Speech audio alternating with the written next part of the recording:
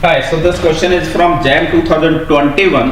Linear algebra का question है n greater than और इक्वल टू 2 कोई एक इंटीजर दिया हुआ है, एक A मैपिंग है which is defined from Cn to Cn, linear transformation दिया हुआ है such that A of Z1 Z2 Z3 Zn equal to define किया गया है Zn Z1 Z2 up to Zn minus 1। Then A के बारे में इंफॉर्मेशन पूछी गई है। First option A is nilpotent, second all eigen value of A are modulo 1, third कह रहा है eigen value of A are 0 और 1, और फोर्थ कह रहा है कि A is a singular matrix.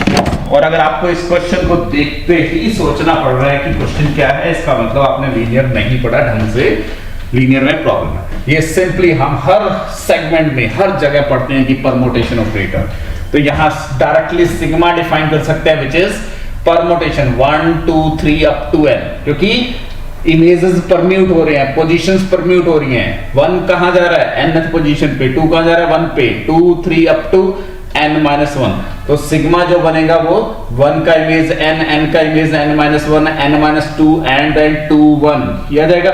n length की साइकिल है, और सिग्मा अगर n लेंथ की साइकिल होती है तो characteristic polynomial of A directly लिख सकते हैं, जिस लेंथ की साइकिल आती है वही x की पावर आती है, तो x to the power n-1 ये कैरेक्टरिस्टिक पॉलिनोमियल आ जाएगी। इसका मतलब इस ऑपरेटर की या लीनियर ट्रांसफॉर्मेशन की आइगन वैल्यू जो है वो nth रूट ऑफ यूनिटी है, सारी आइगन वैल्यू नॉन जीरो है, तो इट इज इनवर्टेबल, कभी निलपोटेंट नहीं हो सकती। आइगन वैल्यू की मॉडुलस वैल्यू हमेशा 1 आएगी क्योंकि nth रूट ऑफ यूनिटी है। ठीक है, तो आपका आंसर यहां जो आ गया फर्स्ट ऑप्शन कह रहा है कि वो A निलपोटेंट है, फॉल्स हो गया क्योंकि निलपोटेंट की सारी eigen value 0। Second all eigen value of A are unit modulo 1, true हो गया।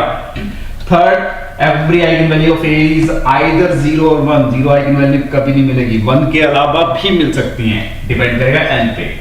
Fourth A is a singular, false, क्योंकि सारी आइगन वैल्यू नॉन जीरो तो determinant should be non zero, तो answer should be only b option. Clear है?